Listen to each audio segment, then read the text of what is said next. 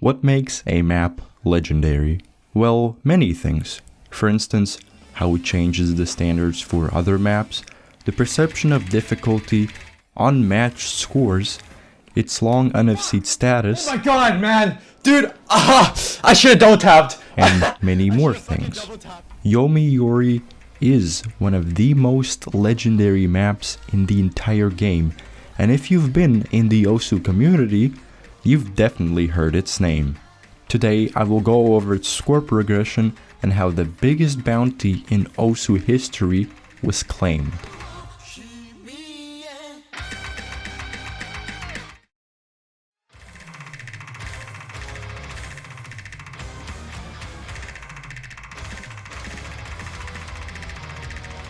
At the time of release, Yomi Yori was the hardest map in the entire game and still is one of the toughest challenges that only one person has seized through.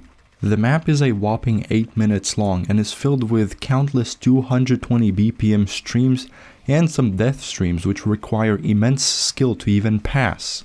Even though on the map page it is said that it was ranked in January of 2017, it was the map's second ranking. When the map was submitted in May of 2016, right from the get-go, it had many high-profile playtesters, which meant that it could very possibly be ranked. But that wasn't really the case, because you have to keep in mind that this was 2016. The difficulty standards were much lower, and the mapper, Dokiro, had his first experience mapping such a long map at that difficulty. And on top of that, Dokiro hadn't submitted any maps since 2012. Even though Dokiro had to overcome all these obstacles, the process went down quite smoothly and the map was qualified just 2 months after submission. So now Yomi Yori had become the hardest ranked map in the entire game, dethroning the apparition. Right? No. The map was disqualified due to a spelling mistake, but this should have been an easily resolved problem, right? Well, it was, but the map played in its unqualified state for quite some time, and it seemed as if it was going to be left abandoned. This was because BNs were not in contact with Dokiro and weren't communicating properly. So there it laid, a map that was in a rankable state, but no one who could fulfill that. But come November of 2016, Dokiro decided to contact BNs once again, and this time light shined brighter, and in the beginning of 2017, the map was finally ranked. Wow, amazing. But what now? Well, in the first couple of days, there were some good runs on the map, most notably Gaze McKee with a 28 miss and Dustus with a 31 miss run, but both of their combos barely scraped the surface of the map. Gaze had 500 and Dustus had a 1000 combo run. For context, the total combo on the map is 4.3 thousand, but not to discredit these runs, they were very impressive at the time. But there was one run that outshined all the others, and it was none other than Cookiesy with a 10 miss 2000 combo hidden run on the map. To put into perspective, Itki and Fiery Rage had barely beaten this miss count with half time. It looked as if Cookiesy would pave the wave in front of everybody. The map suited his skill set very well, and he had definitely taken a liking to it. But what came next is still one of the most groundbreaking runs in Osu history.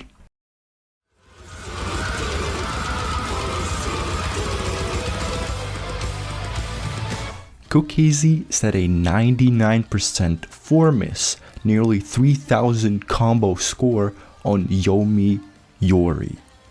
He had hidden on as well. This was a 1k PP choke in 2017. Cookiesy was way ahead of everyone. He had the second lowest miss count if we're including halftime scores, and obviously the lowest miss count with Nomad and or hidden. There was a new goal set for the map, it was not who could be the first to FC the map, but who could rival Cookiesi's legendary score. There were some contenders, for example Angelsum with an 11 miss run and Dustus with a 14 miss run. While these runs were, and still are, impressive, no one had yet beaten Cookiesi's 10 miss run. The first person to do so was Carthy, who finally beat it with a 9 miss run. His score showed that he had insane consistency, and he only really missed on the hardest parts of the map. While this score was incredible, no one had come close to Cookiesi's 4 miss. And well, understandably so. 2 years passed. No one had beaten Cookiesi's run yet, but come August of 2018, the Poon started making notable runs on the map, and what followed was beyond unexpected. The Poon set a 2 miss run. He was the first to beat Cookiesi's miss count, but unfortunately was lacking in the combo. It seemed that was something Cookiesi had in his pocket. Well, not even 24 hours later, the Poon set this.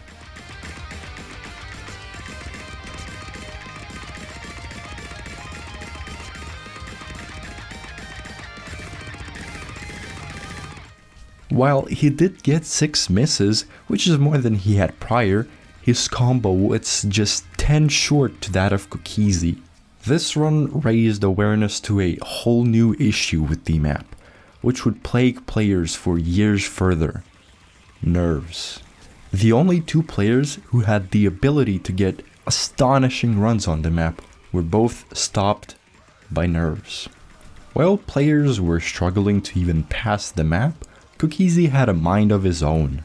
He decided to play the map, but in a different way this time. He played it with hidden hard rock. He got 19 misses. This run is insane and still to this day is the only hidden hard rock pass on the map. But it was also obvious that Cookiesi was not trying to FC the map or set a new groundbreaking score. He was tired of the map, and understandably so. A lot of time had passed since Cookiesi's 4 miss, and players were finally catching up, with MLaw setting a 6 miss run with accuracy on par with that of Cookiesi. Then came Dustus with a 3 miss, with all of the 3 misses happening on the same stream, though he didn't take the number 1 spot due to slider breaks. This just further shows how far ahead of everyone Cookiesi was. The map had been out for 3 years, and people were yet to overtake Cookiesi's long-lasting number 1 score. And there wasn't really any progress in 2019. When people talk about the greatest players of all time, what comes to the debate are Cookiesi, Raruchi, Rafis, Wubwolf, and Vaxei. And oh boy, does Vaxei play a role in this story.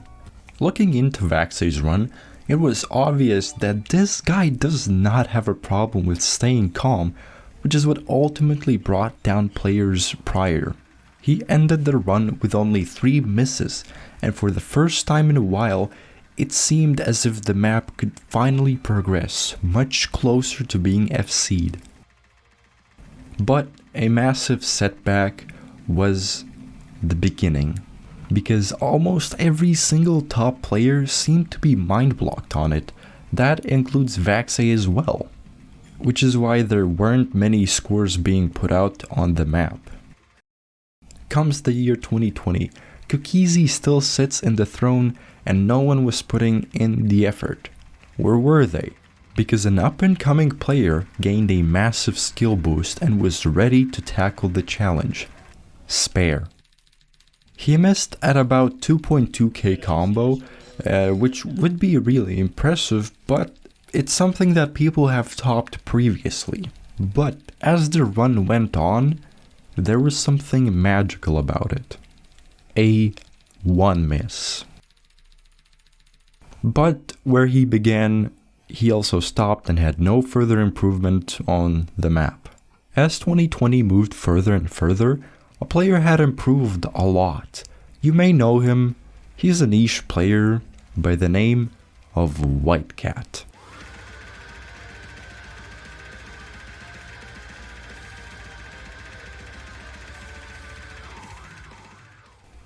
After practicing 220 BPM for a bit, he put in some attempts on the map, and finally, after 3 years, someone overtook Cookiezy's score. While his accuracy was lower than most players, he had an insane combo that no one had even come close to. But WhiteCat being WhiteCat, he didn't stop. He continued on playing the map and later set a mind-numbing score, the first S rank on Yomi Yori. While this score is arguably better than his previous run, the combo was not nearly as high, so it didn't place on the leaderboards. Then Eternum followed, with a 1 miss, with incredible accuracy and combo, but short to that of WhiteCat. Now let's fast forward a couple of months. The map stood still, but out of nowhere came BTMC with the second S rank with an incredible 99% accuracy. He got the highest AC, even beating Cookiezy. Then some more players came and put in good runs like Rectagon with a 1 miss and kind of unexpectedly Blue with a 3000 combo. Ah, Sweden, a country which has many great things. And did you know that great Osu players also arise from it, like WhiteCat? He had been putting in countless good runs, and it seemed like he would be the one to do it. WhiteCat got a reverse choke, missing just barely under 1k combo, and then FCing the rest of the map. Then not too long after, he would get a score of a lifetime. A 6 miss. While 6 misses was something that people had done years ago, this one was special. Someone finally not only sniped Cookiezy, but also WhiteCat. It seemed as if the map was nearing its finish line. But as you may have noticed, there has been a trend that seems to be happening each and every time someone gets an insane run on the map. Progress stagnates, and so did it once again. Come the year 2022, a $1.1 thousand bounty was placed on the map. Surely this would give some people the motivation to push the map to its end. Well, nothing really out of the ordinary happened. Some notable scores did come, like Frankie and Matthew both having over 99% accuracy, and Matthew had a 99.53% run. But both the player combos were not up to par. Fast forwarding to summer of 2022, Utami snipes WhiteCat, but due to nerves got a whopping 15 misses. You could see the insane shake during final minutes of his play. Come July, practically overnight, a big change was made. Remember how Yomi Yori had a bounty set on it? Yeah, it was raised to 1.5k. That's a lot of money, right? But how about we raise it just a little bit by adding the funny Osu number to the bounty and then adding even more fuel to the fire? Overnight, the bounty went from 1.5k to $3,333, the highest bounty ever set on a singular map in Osu by far. Hi guys, BIRCH editing here.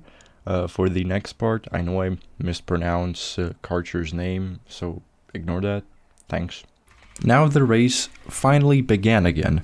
Players started playing the map left and right, with Varvalian getting a 2 miss run and Emmerich getting a 1 miss run, both having over 99% accuracy. It seemed like the map could finally be FC'd, but who would be the first to do so? People were debating on who will finally break the 5-year curse, and while that was happening, Cratcher FC'd Yomi Yori with 99.6% accuracy.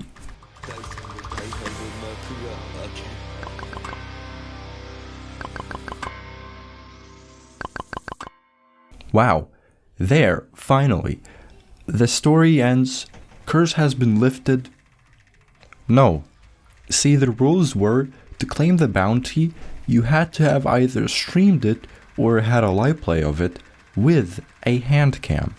Cratcher unfortunately didn't have either of them. What a shame, right? Maybe Cratcher can FC it again, or maybe someone else could take the place, like Blue, who has been grinding the map ever since the bounty had been placed. Well, barely a day later, on the 10th of July, Cratcher re-FC'd Yomi Yori. He FC'd the map once again with 99.55% accuracy. History was made, and the curse of Yomi Yori is finally lifted, and Cratcher was the one to do it, claiming the biggest bounty ever set on an Osu map. Finally, one of the most well-known maps in Osu was FC'd, a 5-year-long journey and many stops and roadblocks conquered during the ride. The story of Yomi Yori is honestly incredible. This most definitely is not the end though. I believe there will be many FCs in the future, and maybe we could see the first modded FC on the map, but for now, we can only imagine.